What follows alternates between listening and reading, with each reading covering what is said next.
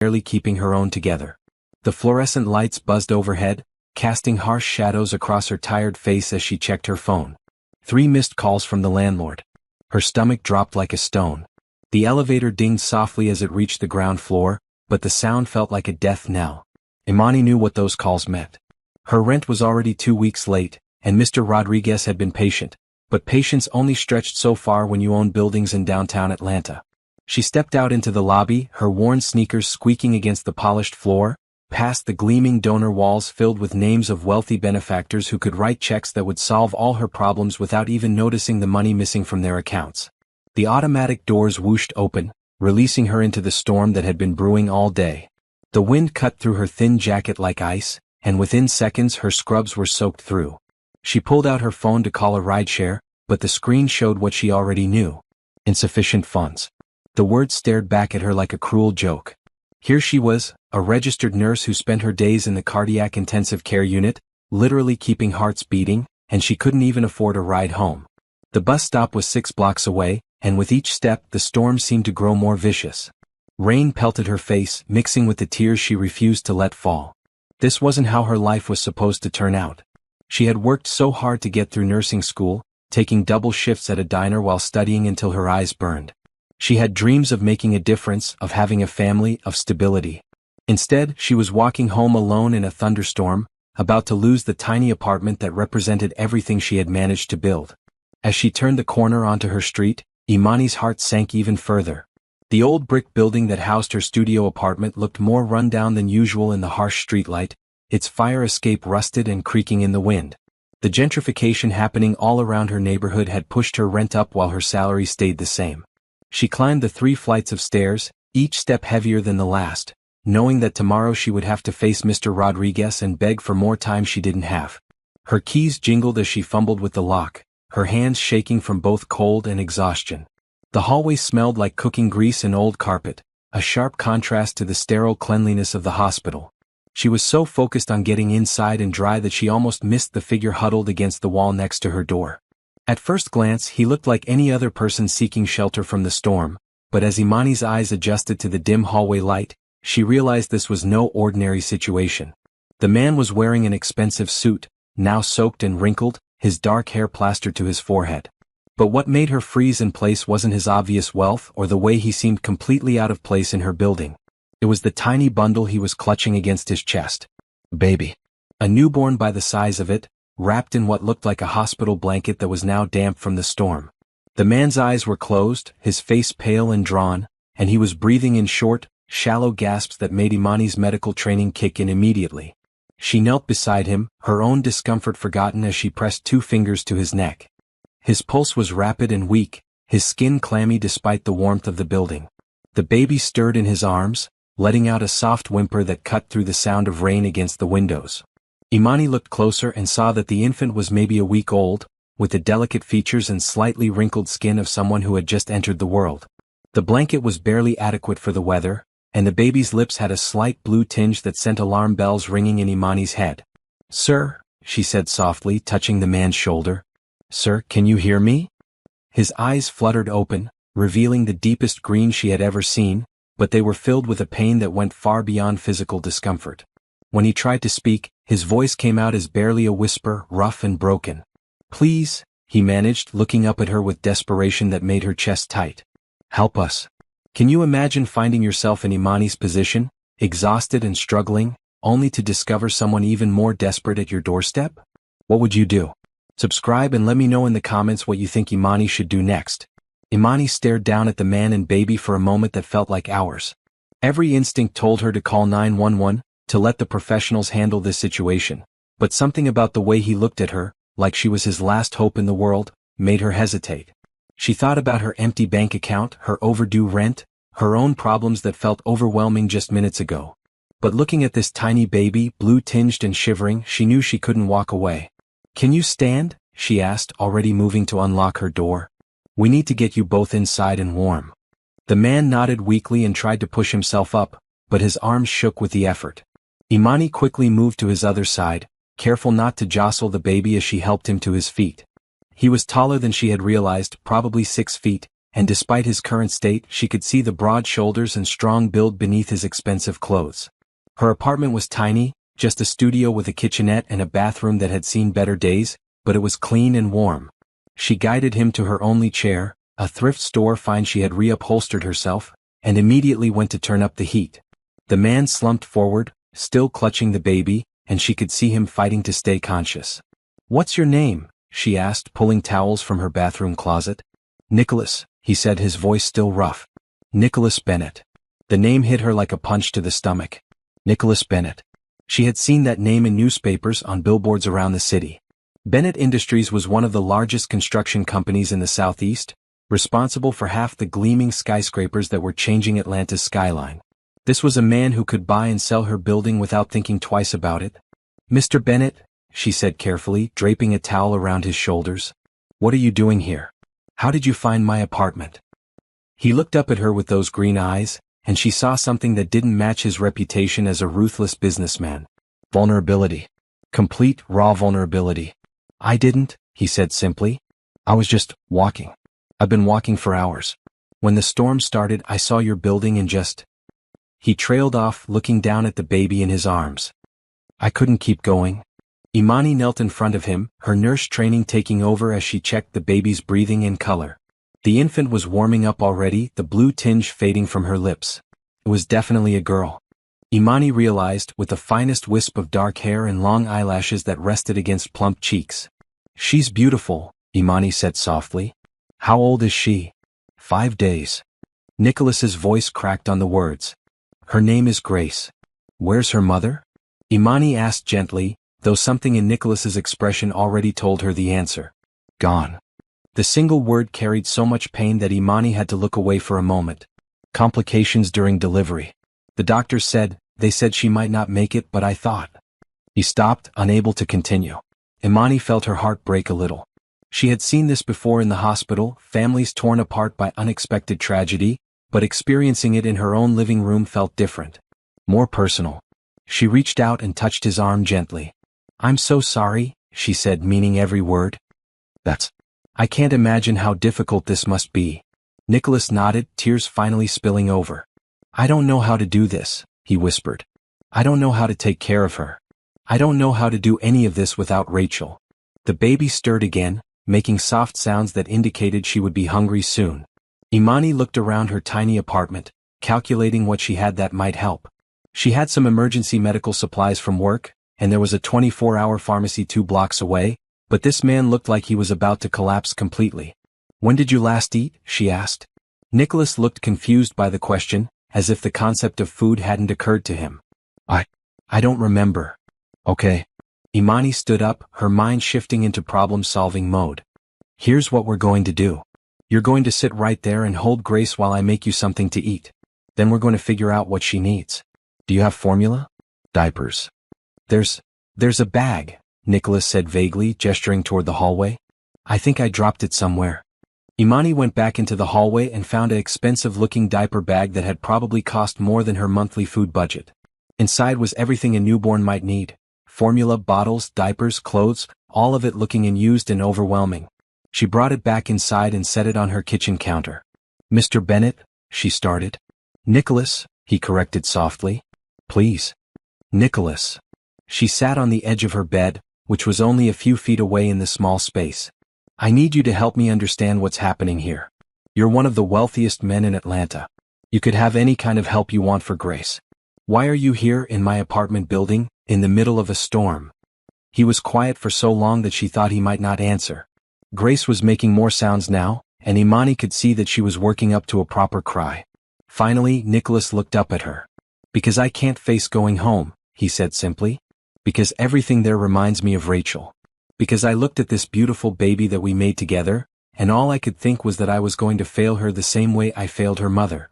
"You didn't fail anyone," Imani said firmly. "Sometimes terrible things happen that are beyond our control." "Are they?" Nicholas asked.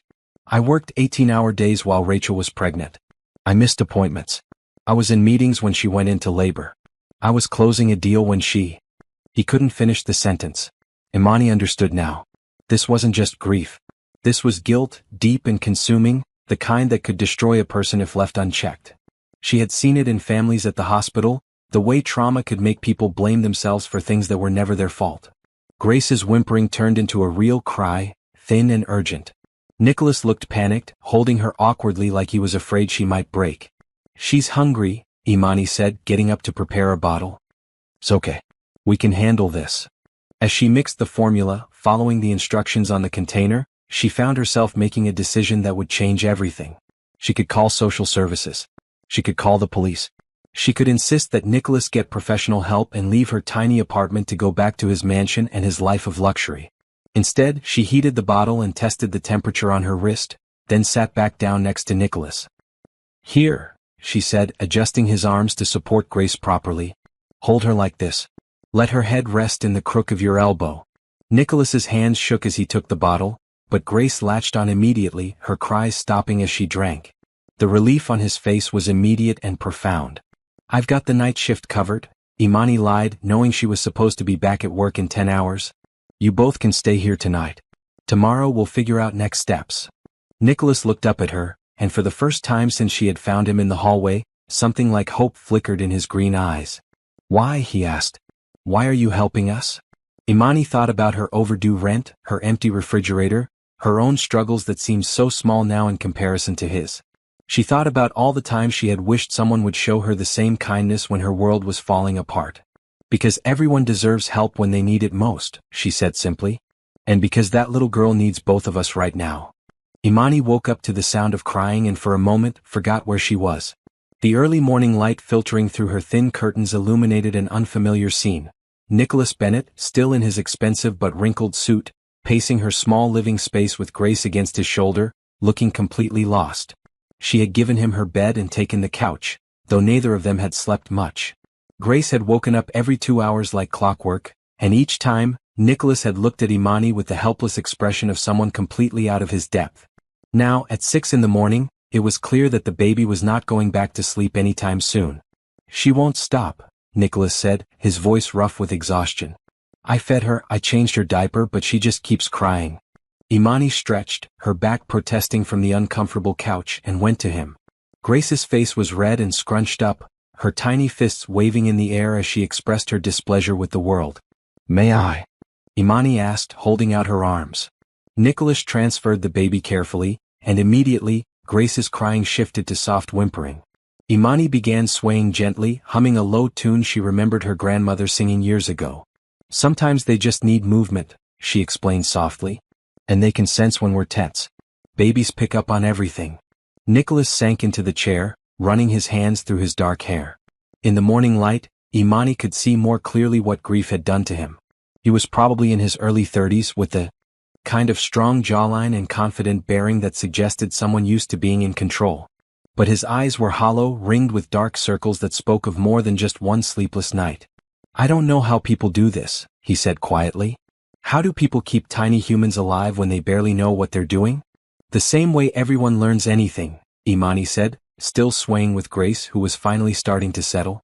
"One day at a time. One feeding at a time. You don't have to be perfect. You just have to be present." She looked around her small apartment, taking stock of what they had and what they would need if Nicholas and Grace were going to stay longer than one night. Her refrigerator was nearly empty, she had called in sick to work using one of her precious few sick days, and she still had no idea how she was going to make rent. But looking at this man who had everything money could buy and none of what actually mattered, she couldn't bring herself to regret the decision. "Nicholas," she said carefully, "I need to ask you something practical. Do you have family? Friends? People who are probably worried about you right now?" He was quiet for a moment, staring at his hands. "My assistant, Patricia, she's probably called the police by now. I was supposed to be in meetings yesterday. I just left." "And family?" "My parents died in a car accident when I was 22. Rachel's parents. They blame me for what happened. They're not wrong." Imani felt a pang of sympathy. She had lost her own parents young, her father to a heart attack when she was in high school and her mother to cancer 2 years later. She understood the particular loneliness of facing life's biggest challenges without the safety net of family. "They are wrong," she said firmly. "Grief makes people look for someone to blame, but that doesn't make it true." Grace had finally fallen asleep in her arms, her tiny face peaceful now. Imani looked down at her and felt something shift in her chest. She had always wanted children, but her marriage to her college boyfriend had ended when they realized they wanted different things from life. Since then, between work and her financial struggles, the idea of family had felt like a luxury she couldn't afford. "She's going to need more than what's in that diaper bag if you're planning to take care of her properly," Imani said. "And you're going to need clothes that aren't business suits." Nicholas looked down at himself as if just realizing he was still wearing the same clothes from yesterday. "I can buy whatever we need. Money isn't." "I know money isn't a problem for you," Imani interrupted gently. "But shopping for baby supplies isn't the same as closing business deals. And right now, you look like you can barely stand up straight." As if to prove her point, Nicholas swayed slightly in the chair. Imani made a decision. "Here's what we're going to do. I'm going to put Grace down for her nap, and you're going to shower and get some real sleep. I'll go to the store and get what we need for today. Then tonight we'll make a plan." "I can't ask you to do that," Nicholas protested. "You've already done so much." "You're not asking. I'm offering." Imani moved carefully to place Grace in the makeshift bed she had created using a drawer from her dresser and some soft blankets. "Besides, I know what babies need." "You don't." "Not yet." Nicholas watched her tuck the blankets around Grace with practiced efficiency. "You're good at this. Do you have children?" The question hit harder than Imani expected. "No," she said simply. "But I work with families every day at the hospital." "You pick things up." She didn't mention the years of trying with her ex-husband, the monthly disappointments, the fertility treatments they couldn't afford that had contributed to the end of their marriage. Some pain was too private to share with a stranger, even one who was trusting her with his most precious thing. "The shower is through there," she said, pointing to her tiny bathroom. "Towels are in the cabinet. I'll be back in an hour." Nicholas stood up slowly, and for a moment they were standing very close in the small space. Imani caught a hint of expensive cologne mixed with baby powder and something else, the distinct scent of grief that seemed to cling to people in crisis. "Imani," he said softly, and hearing her name in his voice made something flutter in her chest that she didn't want to examine too closely. "Why are you doing this? Really?" She thought about the question as she looked at him. Here was a man who probably had people lining up to help him, to get close to his wealth and influence. But those same people would have conditions, expectations, agendas. Maybe what he needed was someone who wanted nothing from him except the chance to do something good. "Because yesterday I was walking home in the rain thinking about how alone I was in the world," she said honestly. "And then I found you and Grace and I realized maybe none of us have to be alone." Nicholas's eyes widened slightly, and she saw something pass across his face: surprise, maybe, or recognition. Before either of them could say anything else, Grace made a soft sound in her sleep, and they both looked down at her. "Get some rest," Imani said softly. "She'll be hungry again in about 2 hours." As Nicholas headed toward the bathroom, Imani grabbed her purse and keys, mentally calculating how much she could afford to spend on baby supplies. It wasn't much, but it would have to be enough. She had made a commitment, and Imani Williams always kept her word. The morning air was clean after the storm, and as she walked toward the pharmacy, she found herself thinking about how much her life had changed in the space of 12 hours. Yesterday, she had been a single woman struggling to make ends meet, focused on her own survival. Today, she was responsible for helping a billionaire learn how to be a father. She thought about Nicholas's question about why she was helping them, and realized she hadn't told him the complete truth. Yes, she understood loneliness, and yes, she believed in helping people. But there was something else, something about the way he looked at Grace with such fierce love mixed with terror that reminded her of every patient's family member she had comforted over the years. Everyone deserved the chance to learn how to love the people who mattered most to them. Even billionaires who had lost their way. What would you do if you found yourself caring for people you barely knew? Would you open your heart and home like Imani? Share your thoughts in the comments and subscribe to see how this unlikely family begins to heal together. When Imani returned from the pharmacy with bags of baby supplies and groceries, she found her apartment transformed into something that looked almost domestic. Nicholas had showered and was now wearing the only casual clothes he had apparently owned, a pair of dark jeans and a white t-shirt that somehow made him look younger and less intimidating. He was sitting cross-legged on her living room floor, Grace lying on a blanket in front of him, and he was talking to her in a soft voice that made Imani pause in the doorway. "Your mom would have known exactly what to do with you," he was saying, gently moving Grace's tiny arms in a bicycle motion. "She read every book about babies. She had lists and charts and a whole plan for everything. I thought we had all the time in the world to figure it out together." Grace made a soft cooing sound, and Nicholas smiled, the first real smile Imani had seen from him. The transformation was remarkable. He went from looking like a broken man to someone who might just remember how to hope again. How long has she been awake? Imani asked, setting down her bags. Nicholas looked up and she noticed his color was much better after some rest. About 20 minutes. She seems to like lying on the floor. Is that normal? Very normal. Babies need tummy time to develop their muscles. Imani knelt beside them, automatically reaching out to stroke Grace's soft hair. And it looks like she likes hearing your voice. Really? Nicholas looked down at Grace with wonder, as if he couldn't quite believe he was capable of providing comfort to anyone. Really? Babies recognize their parents' voices from the womb. She knows you, Nicholas. She just needs time to adjust to the world outside. Imani began unpacking the supplies she had bought. More formula, diapers, a few basic clothes in newborn and 0-3 month sizes, some receiving blankets and bottles.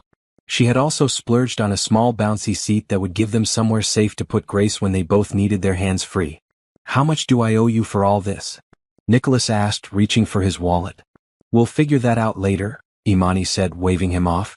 She had spent nearly $80, which represented a significant chunk of her remaining money, but she couldn't bring herself to take cash from him while he was sitting on her floor in borrowed vulnerability.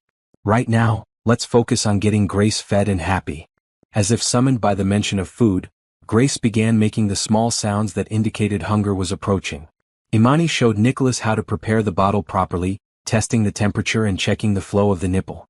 The trick is to let her set the pace, Imani explained as Nicholas settled into the chair with Grace. If she pulls away, give her a break. If she pushes the bottle away with her tongue, she's probably done.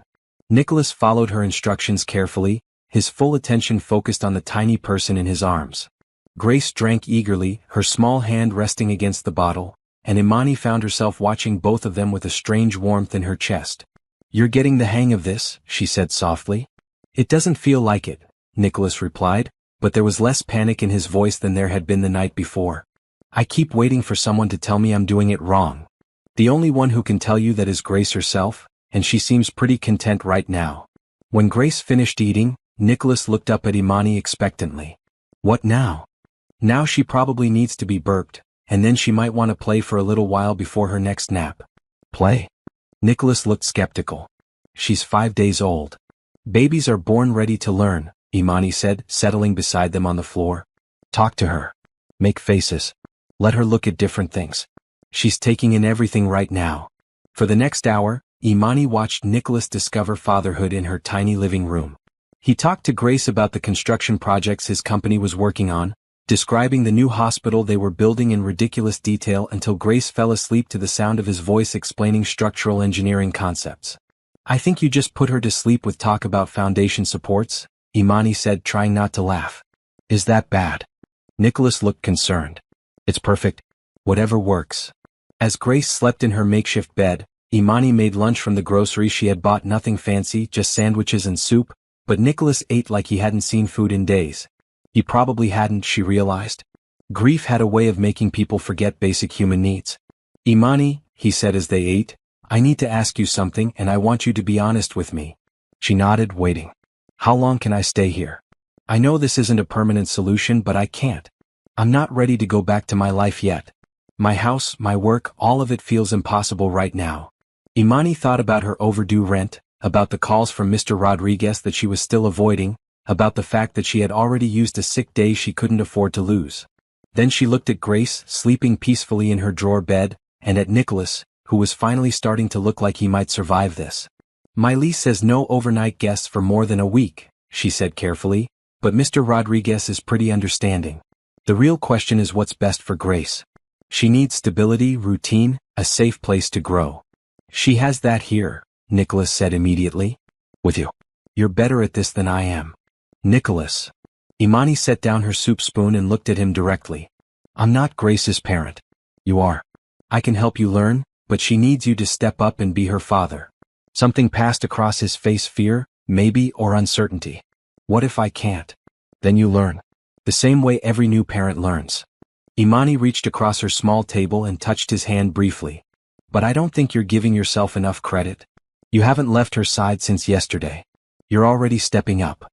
They were interrupted by Grace stirring, making the soft sounds that meant she was waking up. Nicholas immediately got up to check on her, and Imani watched as he gently picked her up, his movements already more confident than they had been that morning. "Hey there, beautiful girl," he said softly. "Ready to learn more about load-bearing walls?" Imani laughed, a real laugh that surprised both of them. Maybe we should introduce her to some other topics too. Music maybe. Stories. "I don't know any stories," Nicholas said, but he was smiling slightly. "Everyone knows stories. What did your parents read to you when you were little?" Nicholas's expression grew thoughtful. "My mom used to read me this book about a little engine that could. I haven't thought about that in years." "There you go. Grace would love to hear about the little engine." As if she agreed, Grace made a happy gurgling sound that made both adults smile. Outside, Imani could hear the sounds of her neighborhood children playing, music from someone's radio, the normal rhythm of life continuing around them. But inside her small apartment, it felt like they had created their own small world where time moved differently and the only things that mattered were feeding schedules and diaper changes and the miracle of a tiny person learning to exist in the world. "I should call Patricia," Nicholas said eventually. "My assistant. Let her know I'm alive." "That's probably a good idea. People care about you, Nicholas. They're probably worried." He nodded, pulling out his phone, which had been turned off since yesterday. When he powered it on, it immediately began buzzing with missed calls and text messages. 37 missed calls, he said, looking overwhelmed. "Start with Patricia," Imani suggested. "Tell her you're safe but you need some time.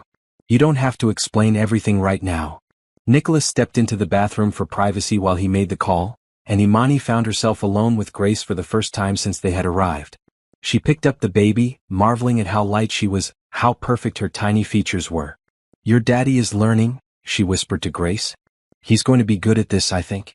He just needs to believe in himself." Grace's dark eyes seemed to focus on Imani's face, and for a moment, it felt like the baby was really seeing her, really present. It was the kind of moment that made people fall in love with babies, that made all the sleepless nights and constant worry worth it. When Nicholas came back, he looked both relieved and anxious. "Patricia is going to handle my meetings for the rest of the week," he said. "She didn't ask questions, which I appreciate. But Imani, I can't stay here indefinitely. It's not fair to you." "We'll figure it out," Imani said, though she wasn't sure how. "One day at a time, remember?" Nicholas nodded, then looked around her small apartment as if seeing it clearly for the first time. "This place is wonderful," he said quietly. "It feels like a home." Imani followed his gaze, trying to see her space through his eyes. The second-hand furniture she had painted and reupholstered, the plants she kept on the windowsill, the photographs of her parents and friends that covered one wall like a collage of love and memory. It wasn't much, but it was hers. "It's small," she said. "Small can be perfect," Nicholas replied, and something in his tone made her look at him more carefully. He was watching Grace in her arms with an expression she couldn't quite read, but it looked something like peace. Maybe, Imani thought, they really could figure this out one day at a time. The peace of their small world was shattered at 10 o'clock the next morning when someone began pounding on Imani's door with the kind of authority that demanded immediate attention. Grace had been having a fussy morning, and both Imani and Nicholas were exhausted from taking turns walking her around the tiny apartment. The sudden loud knocking made Grace start crying again, and Nicholas looked like he might panic. "Let me get it," Imani said, handing Grace to Nicholas and moving toward the door. She looked through the peephole and saw a woman in her 50s wearing an expensive business suit and carrying a briefcase, her gray hair pulled back in a severe bun that suggested someone who did not appreciate being kept waiting. "Nicholas Bennett, I know you're in there," the woman called through the door. "Patricia Rodriguez from Bennett Industries. We need to talk immediately." Nicholas went pale. "That's my assistant. I told her I needed time." "Apparently she decided you've had enough," Imani said, opening the door just enough to speak to the woman. "Ms. Rodriguez, I presume?" Patricia looked Imani up and down with sharp blue eyes that missed nothing, taking in her nurse scrubs, her modest apartment behind her, and probably calculating exactly how much money Imani didn't have within seconds. "And you are?" Patricia asked crisply. "Imani Williams. I'm helping Mr. Bennett with his daughter." "I see." Patricia's tone suggested she saw quite a lot and didn't approve of most of it. "I need to speak with Nicholas immediately. There's a corporate crisis that requires his attention." From behind Imani, Nicholas appeared with Grace still crying in his arms, looking like he hadn't slept in days, which wasn't far from the truth. "Patricia," he said wearily, "I told you I needed time." "Time you don't have," Patricia replied briskly, pushing past Imani into the small apartment. Her eyes swept the space, taking in the makeshift baby bed, the formula supplies on the counter, and the general chaos of new parenthood. The Henderson project is falling apart. They're threatening to pull out, which would cost us $12 million. The board is asking questions about your absence, and there are rumors circulating that you've had some kind of breakdown. Nicholas closed his eyes briefly, still bouncing Grace gently. Let them pull out. Let the board ask questions. Nicholas. Patricia's voice took on the tone of someone speaking to a particularly stubborn child. You have responsibilities. People are depending on you. This company doesn't run itself. Right now, my only responsibility is this baby, Nicholas said, his voice firmer than Imani had heard it since she found him in her hallway. Everything else can wait. Patricia looked like she wanted to argue, but then she really looked at Nicholas for the first time. Imani watched the older woman's expression change as she took in his appearance, the exhaustion in his eyes, the way he held Grace like she was the only thing keeping him anchored to the world. Nicholas, Patricia said more gently, what happened to you? You disappeared from the office 3 days ago without a word. When I finally tracked down where you might be, I never expected to find you, here. Imani felt the slight emphasis on the last word and bristled.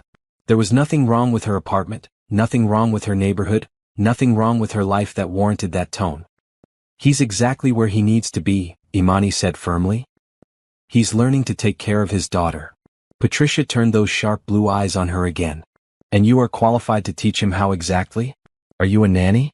A child care professional?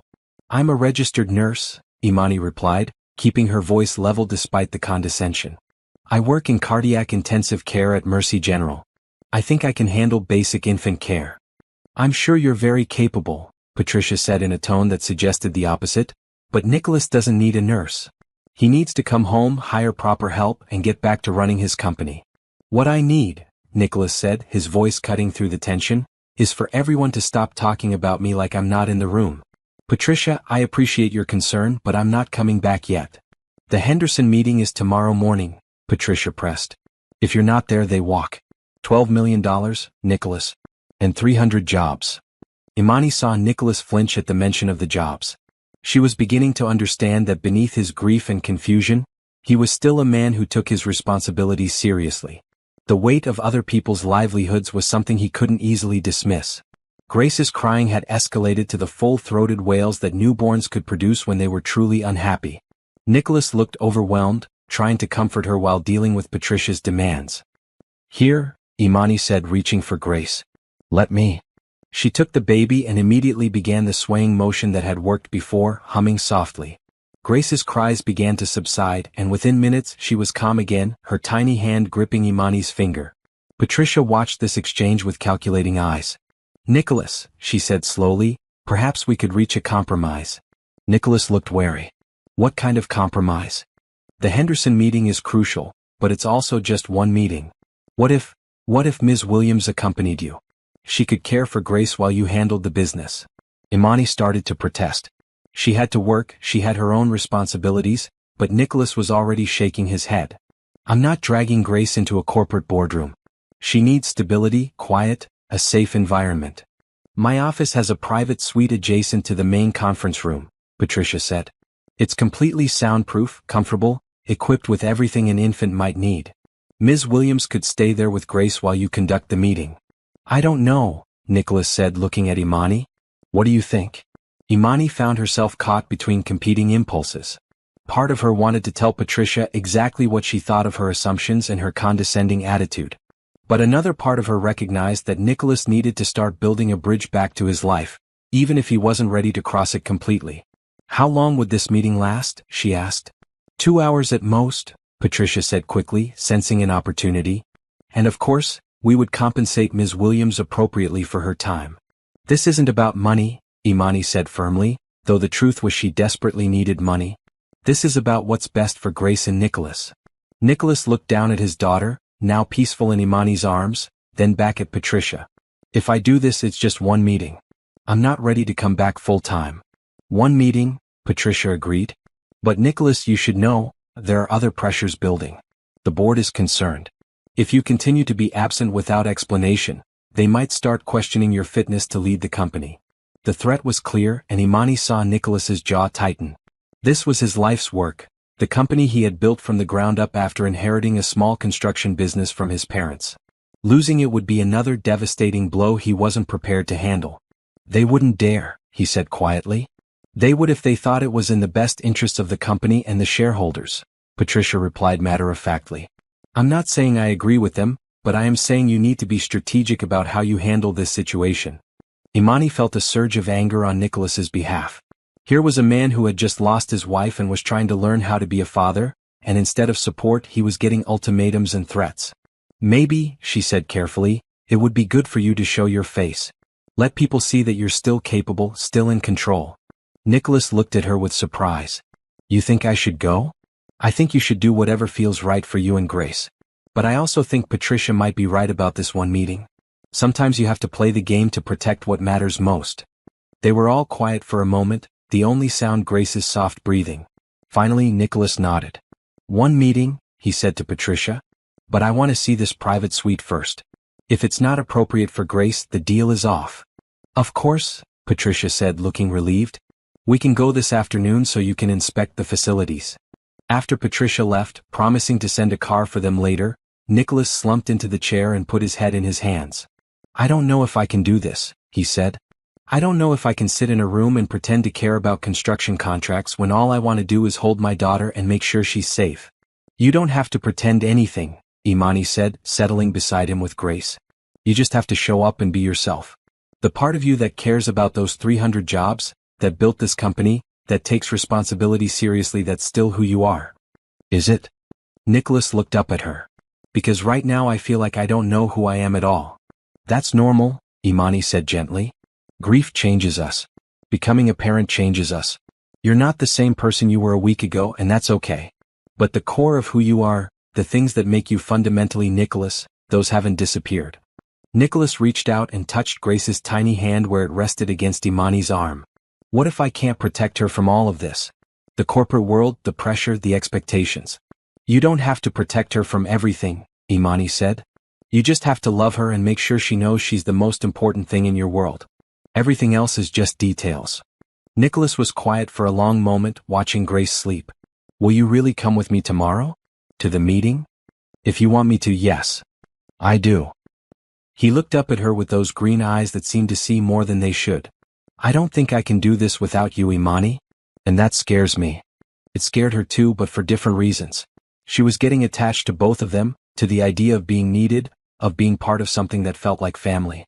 But she also knew that this situation was temporary, that eventually Nicholas would return to his world and she would go back to hers. One step at a time, she said, as much to herself as to him. Tomorrow we'll take care of one meeting. After that, we'll figure out what comes next. Nicholas nodded, then surprised her by reaching over and taking her free hand in his. Thank you, he said simply. For everything. Imani squeezed his hand briefly before pulling away, telling herself that the warmth she felt was just satisfaction at helping someone in need. But as she looked down at Grace and then back at Nicholas, she knew she was lying to herself.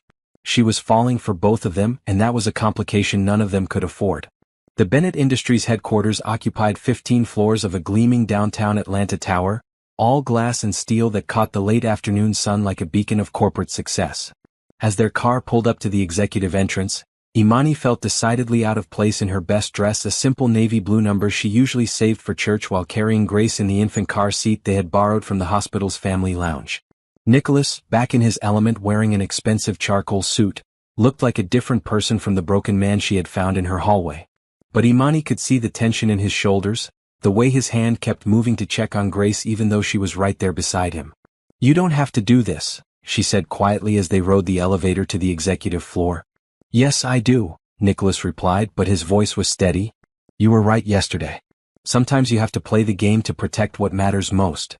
The elevator opened into a reception area that screamed expensive taste: marble floors, original artwork on the walls, and furniture that probably cost more than Imani's annual salary. Patricia was waiting for them, looking perfectly composed in her business armor. Nicholas, good. The Henderson team arrived early. They're in conference room A. She glanced at Grace, who was sleeping peacefully in her carrier. The private suite is this way. Patricia led them down a hallway lined with floor-to-ceiling windows that offered a spectacular view of the Atlanta skyline. The private suite turned out to be larger than Imani's entire apartment, with a comfortable seating area, a small kitchenette, and even a separate room with a daybed.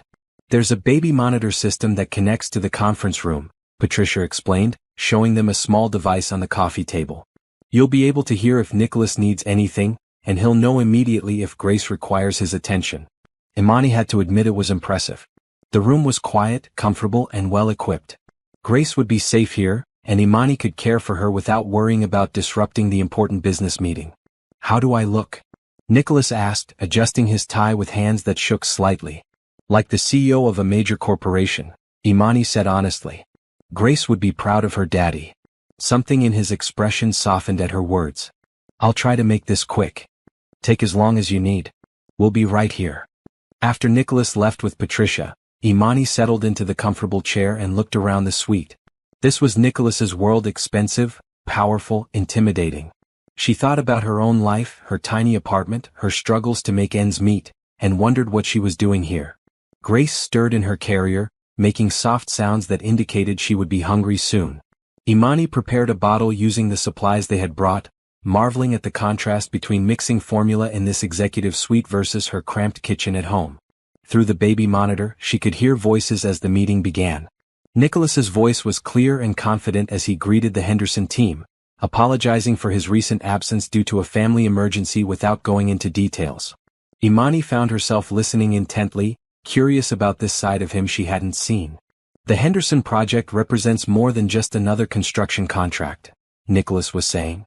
It's an opportunity to revitalize that entire neighborhood, to create jobs and housing that will serve the community for generations. There was passion in his voice when he talked about his work, the same kind of dedication Imani felt when she talked about nursing. She began to understand that this wasn't just about money for him, he genuinely cared about the impact his company had on people's lives. Grace finished her bottle and seemed content to lie in her carrier, looking around the unfamiliar space with the alert curiosity of a healthy newborn. Imani found herself talking to the baby, describing what they could see through the windows, making silly faces that earned her some adorable baby expressions in return. Your daddy is in there being very important, she told Grace softly. He's making sure people have jobs and homes. That's pretty special, isn't it? The meeting continued for over an hour, and Imani could hear the tension in the room as negotiations grew more complex. There were mentions of budget overruns, timeline concerns, and regulatory hurdles that made her grateful she worked in healthcare instead of business. Then something changed. Nicholas's voice became more personal, more vulnerable than she had heard it in a professional setting.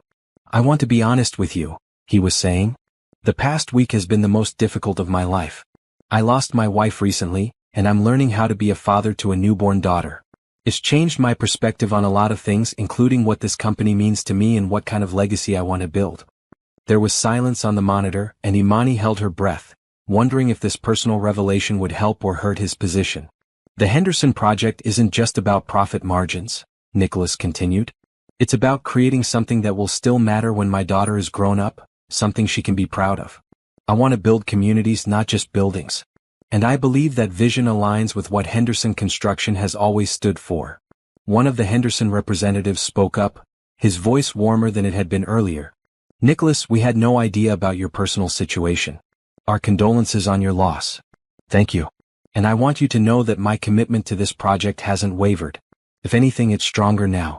I have someone I need to build a better world for. Grace made a soft cooing sound as if she approved of her father's words, and Imani felt her heart squeeze with an emotion she didn't want to name. The meeting continued for another 30 minutes, but the tone had shifted completely. By the time it ended, not only had the Henderson team agreed to continue with the project, they had also expressed interest in expanding their partnership with Bennett Industries.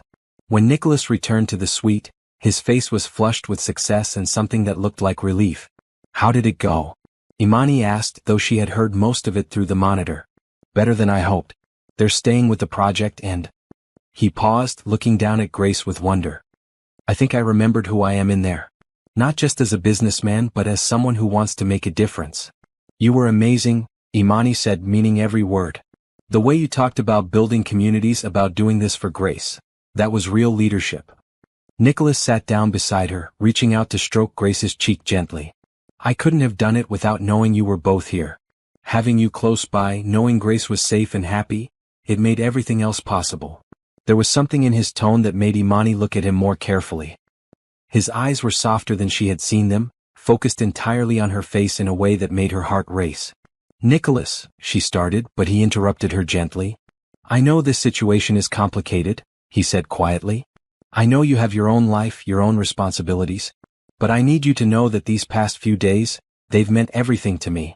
You've saved us both. Imani felt tears prick her eyes. You would have figured it out on your own. Maybe. But it would have taken much longer and it wouldn't have felt like this. He gestured around the suite, but somehow she knew he meant something bigger than just the room. It wouldn't have felt like hope. Before either of them could say anything else, Patricia appeared in the doorway looking pleased with herself. The Henderson meeting was a complete success, she announced. They're not only staying with the project, they want to discuss 3 additional contracts.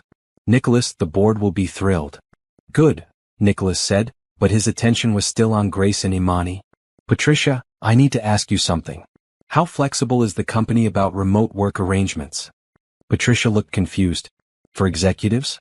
We've never really. I'm not ready to come back full-time yet, Nicholas said firmly.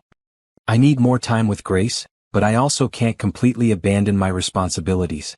Could we set up a system where I handle the most important meetings and decisions, but work from a more flexible location? Imani's heart jumped. Was he talking about staying at her apartment longer? I suppose we could arrange something temporary, Patricia said carefully. But Nicholas, long-term, you need to consider more permanent childcare arrangements. A nanny, perhaps someone who could care for Grace while you work normal hours. We'll cross that bridge when we come to it, Nicholas said, standing up with Grace's carrier. Right now, I just want to go home.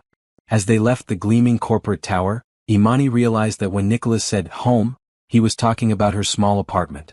The thought should have overwhelmed her, but instead, it filled her with a warmth that had nothing to do with the late afternoon sun. They were becoming something she didn't have a name for yet, not quite a family, but more than just strangers helping each other through a crisis. And despite all the logical reasons why this couldn't last, Imani found herself hoping it wouldn't end anytime soon. In the car on the way back to her neighborhood, Grace fell asleep to the gentle motion, and Nicholas surprised Imani by taking her hand. Thank you, he said simply. For today, for everything. Imani squeezed his hand, allowing herself to enjoy the moment of connection. Tomorrow would bring new challenges, new decisions to make about how long this arrangement could continue. But tonight they were going home together and that was enough. 3 days later, Imani woke up on her couch to find Nicholas already awake, sitting in the chair with Grace against his shoulder, both of them silhouetted against the early morning light filtering through her thin curtains. He was humming something soft and low, and Grace was making the contented sounds that meant she had been fed and was now enjoying the simple pleasure of being close to someone who loved her. The sight made Imani's chest tight with an emotion she was still trying not to examine too closely. This was what mornings looked like now in her small apartment, not the solitary routine of coffee and rushing to get ready for work, but the gentle rhythm of shared responsibility and quiet moments that felt like family. Good morning, she said softly, not wanting to disturb the peaceful scene. Nicholas looked over at her with a smile that was becoming more natural each day. Good morning. She slept for almost 4 hours straight. I think she's finally getting the hang of this sleeping thing. That's wonderful. Pretty soon you'll both be getting full nights of sleep again. Imani stretched and stood up, automatically moving toward the kitchen to start coffee. It had become their routine. Nicholas handled early morning Grace duty while Imani prepared breakfast. Then they would switch off so she could get ready for work while he took care of the baby. Except today was Saturday, which meant Imani didn't have to rush off to the hospital. They had a whole day together, something that had become precious to all 3 of them. I've been thinking, Nicholas said as she measured coffee grounds, about what Patricia said the other day. About permanent arrangements. Imani's hand stilled on the coffee pot. They had been avoiding this conversation for days, but she knew it was inevitable. This arrangement, as wonderful as it had become, was temporary. Nicholas couldn't live in her studio apartment forever, and she couldn't continue putting her life on hold indefinitely. What kind of thinking? She asked carefully. I called a real estate agent yesterday while you were at work. Asked her to start looking for houses. Imani felt something drop in her stomach, though she couldn't say why. Of course Nicholas would want his own place again eventually. Of course he would want to give Grace a proper home, not a makeshift nursery in someone else's living room. That makes sense, she said, proud of how level her voice sounded. Grace needs more space as she grows. The thing is, Nicholas continued, adjusting Grace slightly as she dozed against his shoulder, I don't want just any house. I want something that feels like this. Like what? Like a home. Like family. Like the way mornings feel here with you. Imani's hand trembled as she poured water into the coffee maker. Nicholas. I know what you're going to say, he said quickly. That this is complicated, that we've only known each other a week, that I'm still grieving and not thinking clearly. And maybe you're right about some of that. But I also know that I've never felt as safe anywhere as I do in this apartment with you and Grace. The coffee maker began its familiar gurgling, filling the silence between them. Imani leaned against the counter, trying to sort through the tangle of her own feelings. It's not that simple, she said finally. Why not? Imani looked at him sitting there with his daughter, looking like he belonged in her life, and felt her heart break a little. Because she wanted it to be simple. She wanted to believe that love could bridge the gap between their different worlds, their different circumstances. But she had learned the hard way that wanting something wasn't enough. Because we're from completely different worlds, she said softly. Because you're worth millions of dollars and I can barely make rent. Because when you're feeling better, when the grief isn't so overwhelming, you're going to realize that you don't need me anymore. Nicholas was quiet for so long that Imani thought she might have hurt his feelings. When he finally spoke, his voice was very gentle. Is that what happened before? With your marriage? Imani's breath caught. They hadn't talked about her past, about why she was alone, about the dreams that had failed to materialize in her own life. How did you? You get this look sometimes when you're holding Grace, Nicholas said. Like you're remembering something that hurts. And yesterday when Patricia mentioned finding a nanny, you went very quiet. I've been wondering if there's something you're not telling me. Imani poured coffee for both of them, using the familiar ritual to buy herself time. She hadn't talked about her marriage to anyone in months, hadn't shared the full story of how her dreams of family had slowly crumbled under the weight of medical bills and failed treatments and two people who wanted different things from life. His name was Jerome, she said finally, settling into the chair across from Nicholas. We met in college, got married right after graduation. He was going to be a teacher, I was going to be a nurse, and we were going to have a house full of children and be happy. Grace stirred slightly in Nicholas's arms, and he began swaying gently, his attention focused on Imani's face. What happened? We tried for 3 years to have a baby. 3 years of tests and treatments and monthly disappointments. The fertility treatments we couldn't really afford put us into debt, and the stress of it all, it changed us. Changed how we related to each other. Imani took a sip of coffee, remembering the gradual erosion of hope, the way conversations about the future became arguments about money and blame and whether to keep trying. Jerome wanted to stop the treatments, maybe consider adoption later when we were more financially stable. But I couldn't let go of the idea of having our own biological child. I became obsessed with it, convinced that if we just tried one more time, spent a little more money, found the right doctor. That's understandable, Nicholas said quietly. Wanting children is natural. Is it?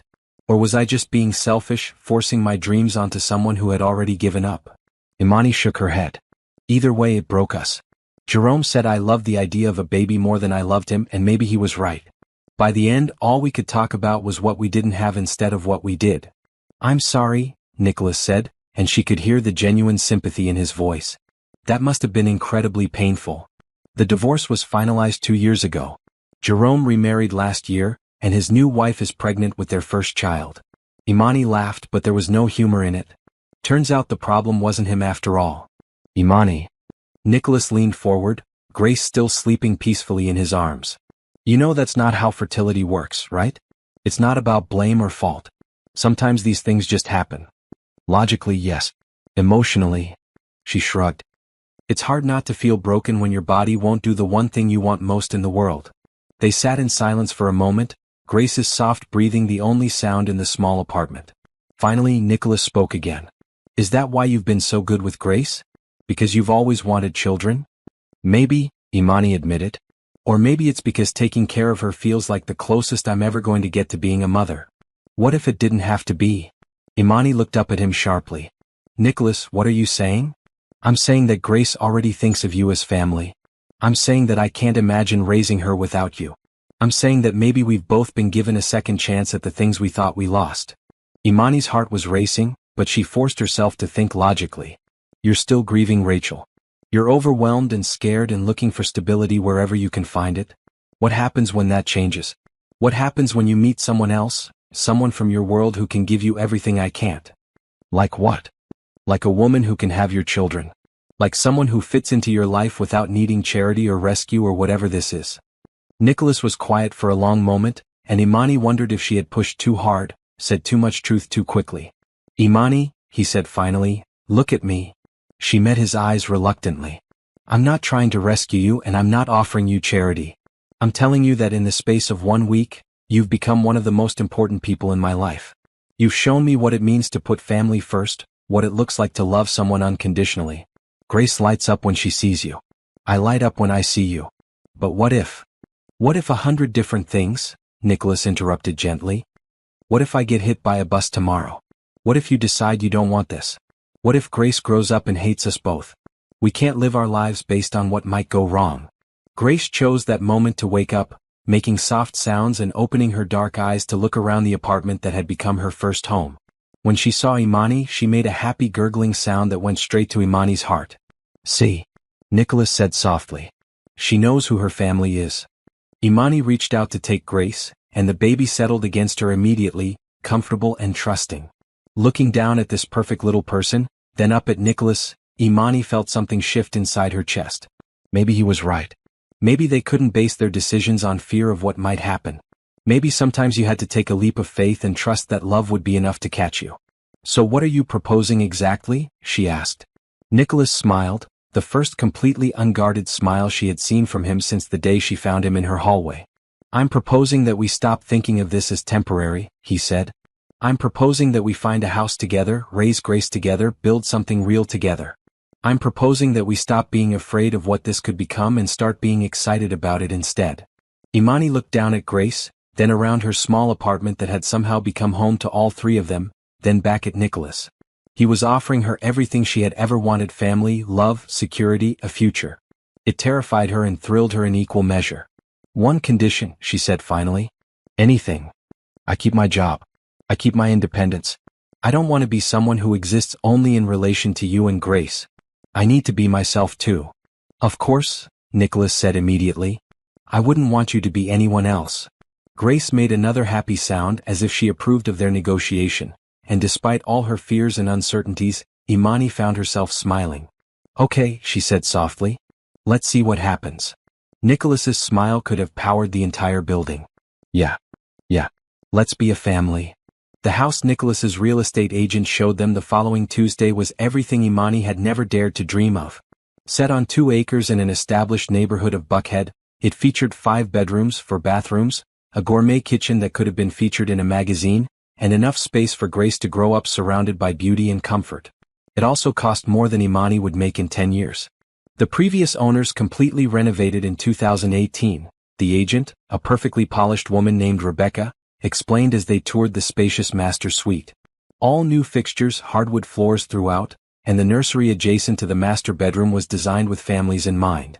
Nicholas was holding Grace, pointing out features to her as if a week-old baby could appreciate crown molding and walk-in closets.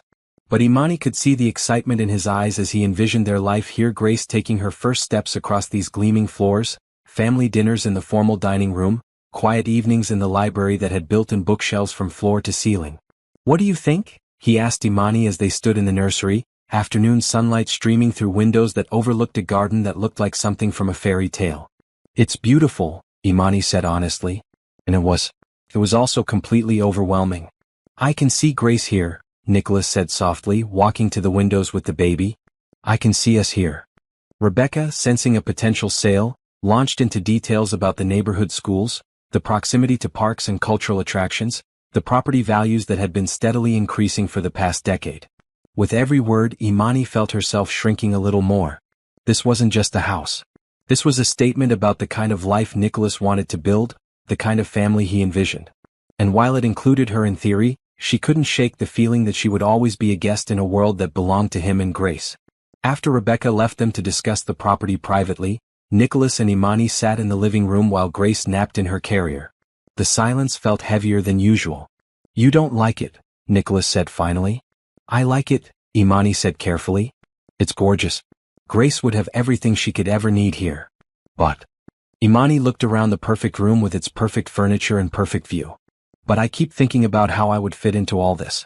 My furniture wouldn't work here. My life wouldn't work here.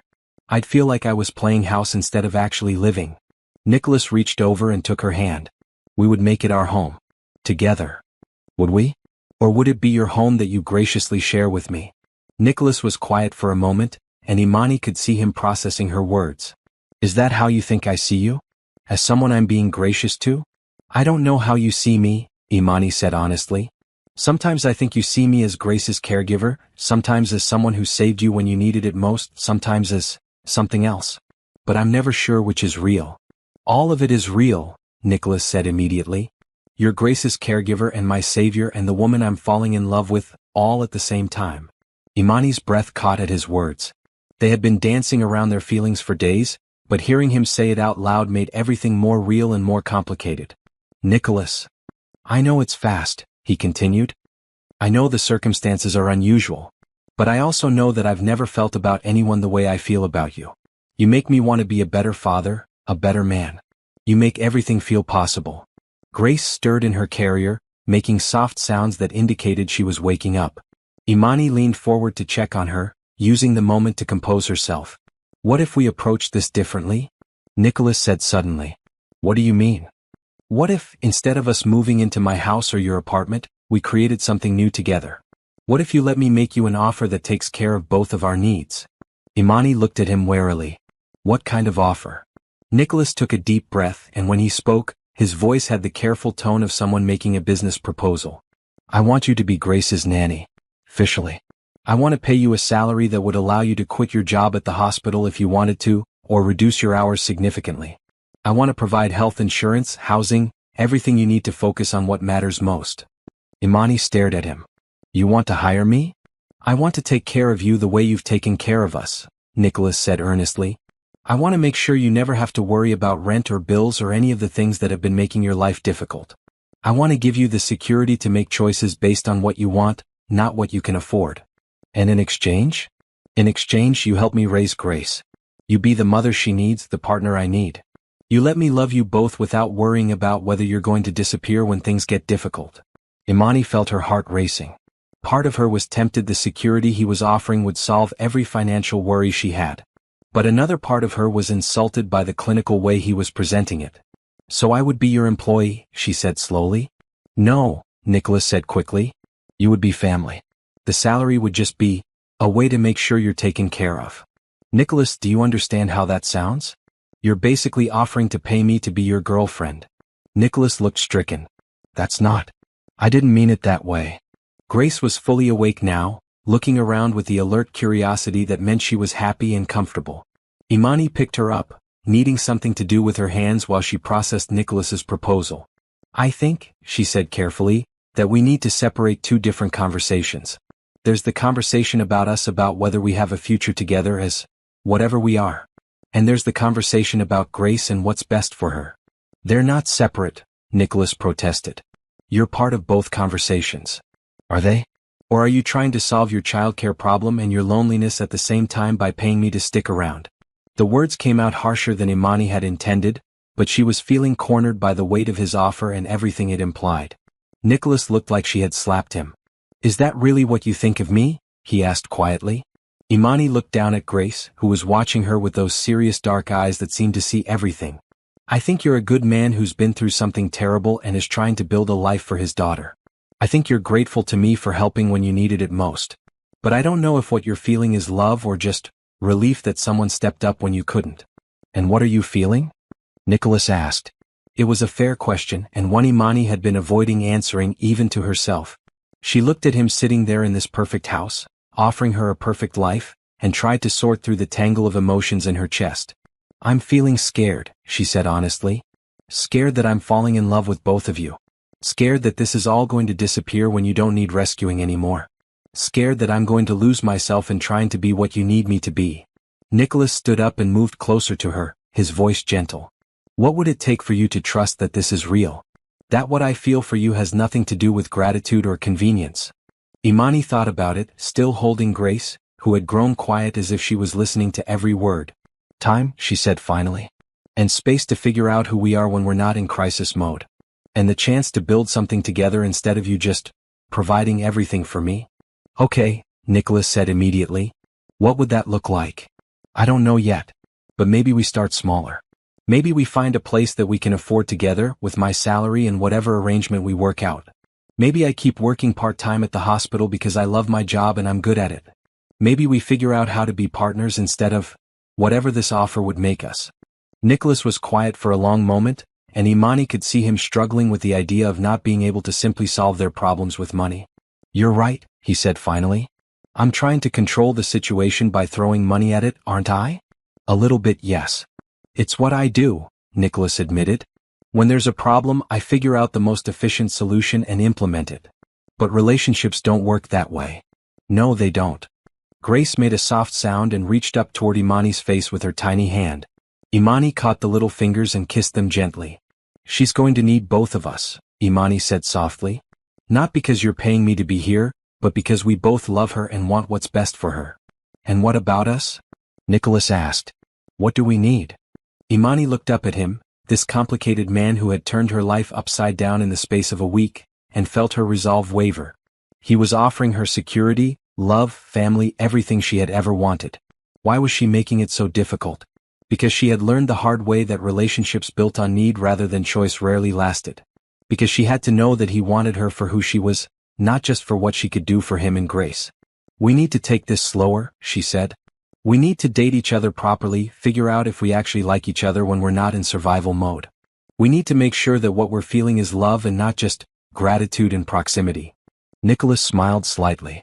So you're turning down my job offer? I'm turning down your job offer, Imani confirmed. But I'm not turning down this. Whatever this is. What are you proposing instead? Imani took a deep breath, feeling like she was stepping off a cliff. I'm proposing that we find a place together that we can both contribute to. I'm proposing that I take some vacation days and help you transition back to work gradually. I'm proposing that we give ourselves time to fall in love properly instead of just falling into each other because we don't have any other choice. Nicholas looked around the perfect house one more time, then back at Imani and Grace. You know what? You're absolutely right. This place is beautiful, but it's not us. It's not who we are right now. No. Right now, we're the people who made a family work in your tiny apartment with a drawer for a crib and takeout containers for dinner. We're the people who figured out how to be happy with almost nothing except each other. Maybe we shouldn't be so quick to change that. Imani felt something warm unfurl in her chest. So what do? We go home, Nicholas said simply. To your apartment. And we figure out the rest as we go. As they gathered Grace's things and prepared to leave the perfect house behind, Imani felt lighter than she had in days. Nicholas wasn't trying to buy her anymore, wasn't trying to control the situation with grand gestures and overwhelming offers. He was just a man who wanted to build a life with her, one day at a time. In the car on the way back to her neighborhood, Grace fell asleep to the familiar motion, and Nicholas reached over to take Imani's hand. Thank you, he said quietly. For what? For not letting me ruin this by making it about money. For knowing what we really need better than I do. Imani squeezed his hand. We'll figure it out together. Yeah, Nicholas said, and his smile was soft and real and completely without the desperation that had marked their first week together. We will. What do you think about Imani's decision to turn down Nicholas's offer? Was she right to insist on building something together instead of accepting his financial support? Comment below and subscribe to see how they create their new life as a family. 2 weeks later, Imani found herself standing in the living room of a modest 3-bedroom house in Virginia Highland, watching Nicholas attempt to assemble a crib while Grace supervised from her bouncy seat. The house was a compromise in every sense, not as small as Imani's apartment, not as grand as the Buckhead mansion, but something that felt like it could belong to both of them. I think you're putting that piece on backwards, Imani said, trying not to laugh as Nicholas studied the instruction manual with the same intensity he probably brought to multimillion-dollar construction contracts. These instructions were clearly written by someone who has never actually assembled furniture, Nicholas muttered, but he was smiling. Grace, what do you think? Does this look right to you? Grace responded with a happy gurgle that made both adults grin. At 3 weeks old, she was becoming more alert and interactive every day, and her personality was starting to emerge. She seemed to enjoy being the center of attention and had already figured out that different cries got different responses from her devoted caregivers. The house had been Imani's find, a 1920s bungalow that needed some work but had good bones and a price tag that made it possible for them to share the mortgage payment. Nicholas had wanted to buy it outright, but Imani had insisted on being an equal partner in every aspect of their new life together. I still can't believe we're doing this, Imani said, looking around at the boxes that contained their combined possessions. Her modest furniture mixed with a few select pieces Nicholas had chosen from his penthouse created an eclectic but somehow cohesive whole. Having second thoughts? Nicholas asked, looking up from the crib assembly with concern. No, Imani said immediately and realized she meant it completely. I'm having first thoughts. Real thoughts about the future instead of just trying to get through each day. Nicholas abandoned the crib and came to stand beside her, Grace still in her bouncy seat between them. It feels different, doesn't it? Planning something instead of just surviving it? Very different. Imani leaned against his shoulder, enjoying the simple comfort of his presence. Better. They had spent the past 2 weeks taking things slowly, dating in the most unconventional way possible. Nicholas had returned to work 3 days a week, handling only the most essential meetings while Imani cared for Grace. On the days he worked, Imani would bring Grace to his office for lunch, giving him a break in the middle of his day and ensuring he didn't lose touch with his daughter's daily rhythms. In the evenings, they cooked dinner together in Imani's tiny kitchen, took turns walking Grace around the neighborhood, and talked about everything from their childhoods to their dreams for the future. They were learning each other outside of crisis mode, discovering that they actually enjoyed each other's company when they weren't just trying to survive. The physical attraction that had been simmering beneath the surface since that first night was still there, but they had agreed to take that aspect slowly too. They were sharing a bed now. Imani's apartment was too small for any other arrangement, but by mutual agreement, they were focusing on building emotional intimacy before adding physical complexity to their relationship. Patricia called this morning, Nicholas said, settling into the rocking chair they had bought for Grace's new nursery. The board meeting is next week, and they're expecting a full report on my situation. How do you feel about that? Nicholas considered the question seriously. Nervous, but not panicked the way I would have been a month ago. I think I'm ready to have that conversation with them. What will you tell them? The truth. That I've had a personal crisis that required me to step back and reassess my priorities. That I'm ready to return to full-time work, but with some new boundaries about what that looks like. Imani nodded. They had talked about this extensively. Nicholas's need to remain committed to his company while also being present for Grace. It would require some creative solutions, but both of them were committed to making it work. And you? Nicholas asked. How do you feel about going back to the hospital part-time? Imani had negotiated a reduction to 3 12-hour shifts per week, which would give her more time with Grace while keeping her connected to the work she loved. The hospital had been surprisingly accommodating, especially when she explained that she was now caring for an infant. Excited, she said honestly. I love being with Grace, but I need the intellectual challenge of my work too. I think this balance will be good for all of us. Grace chose that moment to start fussing, the particular cry that meant she was hungry and not interested in waiting. Nicholas immediately got up to prepare a bottle while Imani lifted Grace from her seat. There's my beautiful girl, Imani murmured, settling into the rocking chair with the baby. Are you ready for dinner? Watching Nicholas in their new kitchen, efficiently preparing Grace's bottle with the competence he had developed over the past weeks, Imani felt a deep sense of rightness about their choices. This wasn't the fairy tale she had imagined as a young woman. No dramatic proposal, no wedding dress, no traditional path to family. But it was real and solid and built on something stronger than romantic fantasy. Here we go, Nicholas said, testing the bottle temperature before handing it to Imani. Grace latched on immediately, her tiny hand coming up to rest against Imani's finger as she drank. I've been thinking about something, Nicholas said, settling on the floor beside the rocking chair. What's that? About legal things. About making sure you have parental rights with Grace, about making sure we're both protected if something happens to me. Imani looked down at Grace, then back at Nicholas. That's very practical of you. I talked to my lawyer yesterday. There are several options, but the simplest would be for me to petition the court to grant you legal guardianship. It would give you the right to make medical and educational decisions for Grace, and it would ensure that if something happened to me, you wouldn't lose her. Imani's throat tightened. The idea of losing Grace was something she tried not to think about, but she knew Nicholas was right to address it legally. What would that involve? Some paperwork, a background check, probably a home visit from a social worker. My lawyer says it should be straightforward given our living situation and Grace's obvious attachment to you. And you're sure about this? Nicholas reached up to touch Grace's tiny hand where it rested against Imani's finger. I've never been more sure of anything. You're her mother in every way that matters. The legal system should recognize that. Tears pricked Imani's eyes. Nicholas. I know we haven't talked about marriage, he continued softly. I know we're taking things slow and figuring out what we want our relationship to look like. But regardless of what happens between us romantically, I want you to know that Grace will always be your daughter too. Imani had to blink back tears. What if we don't work out? What if we're better as co-parents than as a couple? Then we figure out how to be the best co-parents we can be. But Grace doesn't lose another mother, and you don't lose the child you've been raising since she was 5 days old. Grace finished her bottle and looked up at Imani with those serious dark eyes that seemed to take in everything. Imani lifted her to her shoulder for burping, inhaling that sweet baby scent that had become as familiar as breathing. Okay, she said softly. Let's do it. Let's make it official. Nicholas's smile was radiant. Really? Really? Grace deserves to have her family legally recognized, whatever that family looks like. They sat in comfortable silence for a while, Grace content against Imani's shoulder, Nicholas occasionally reaching up to stroke the baby's soft hair.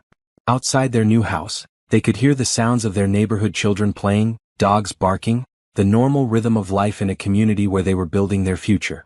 I never thought my life would look like this, Imani said eventually. Better or worse than you imagined? Imani looked around their new home, still full of boxes and half-assembled furniture, then down at Grace, who had fallen asleep against her shoulder, then at Nicholas, who was watching both of them with such love in his eyes that it took her breath away. Different, she said. But perfect in its own way. Nicholas reached up to take her free hand, intertwining their fingers. I love you, Imani. Both of you. I love you too, she said, and realized it was the first time she had said the words out loud. I love this life we're building together. Grace made a soft sound in her sleep as if she approved, and Imani knew that whatever challenges lay ahead, they would face them as a family. Not because circumstances had forced them together, but because they had chosen each other, day by day, decision by decision, until choosing each other had become as natural as breathing.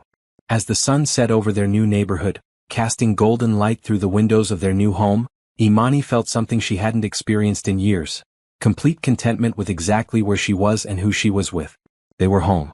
6 months later, Imani woke up to the sound of Grace babbling happily in her crib, the kind of morning chatter that meant she had slept well and was ready to start the day. The nursery they had finally finished assembling was across the hall from their bedroom, close enough to hear every sound but far enough to give everyone space to sleep. Your turn, Nicholas mumbled into his pillow, but he was already sitting up, running his hands through his dark hair that was now thoroughly mussed from sleep. I've got her, Imani said, stretching as she got out of bed. You have that early meeting with the Henderson team. The past 6 months had settled into a rhythm that worked for all three of them. Nicholas had returned to full-time work but with new boundaries that kept evenings and weekends sacred for family time. Imani had found her groove working 3 days a week at the hospital, spending the other days with Grace while Nicholas was in the office. The legal guardianship had gone through without complications, and Imani's name was now officially on all of Grace's documents as her legal parent. In the nursery, Grace was standing in her crib, holding onto the rail and bouncing on her chubby legs. At 8 months old, she was all personality, curious, determined, and completely convinced that she was the center of the universe. When she saw Imani, her face lit up with a grin that showed 2 tiny teeth. Good morning, beautiful girl, Imani said, lifting Grace out of the crib. Did you sleep well? Grace responded with a string of babbling that sounded almost like conversation, her small hands patting Imani's face with the enthusiastic affection of a baby who knew she was loved completely. In the kitchen, Nicholas was already making coffee and scrambling eggs, Grace's morning bottle warming in a bowl of hot water. He had become an expert at managing multiple tasks while keeping one eye on wherever Grace happened to be, a skill that had developed through necessity and practice. Patricia called yesterday while you were at work, he said, settling Grace in her high chair and handing her some small pieces of banana to keep her busy. The Atlanta Children's Hospital project got final approval. They want to start construction next month. That's wonderful, Imani said and meant it. The Children's Hospital had been Nicholas's passion project for the past several months, a way to channel his company's success into something that would benefit families like theirs. You must be proud. I keep thinking about all the families who will walk through those doors, Nicholas said, giving Grace her bottle while she played with her banana. Parents who are scared and overwhelmed, kids who need the best possible care. It feels like we're building something that really matters. Imani watched him feed their daughter, this man who had learned to balance running a multimillion-dollar company with the daily demands of parenthood, who had figured out how to be successful in business while never missing a bedtime story or a doctor's appointment. Speaking of building things that matter, Nicholas said carefully, I've been thinking about something. Oh. Nicholas looked nervous in a way that was unusual for him these days. I've been thinking about us. About our family. About making things more official. Imani's heart skipped, but she tried to keep her voice light. Official how? Instead of answering directly, Nicholas reached into his pocket and pulled out a small velvet box. Grace immediately reached for it, fascinated by the new object, but Nicholas held it just out of her grasp. I've been carrying this around for 2 weeks, he said, setting the box on the counter between them. Trying to figure out the right time, the right words, the right way to ask you something that feels bigger than any business deal I've ever negotiated. Imani stared at the box, her heart pounding. Nicholas. I know we said we were taking things slow, he continued quickly. I know we've built something good without needing marriage to make it real. But I also know that I want to spend the rest of my life with you.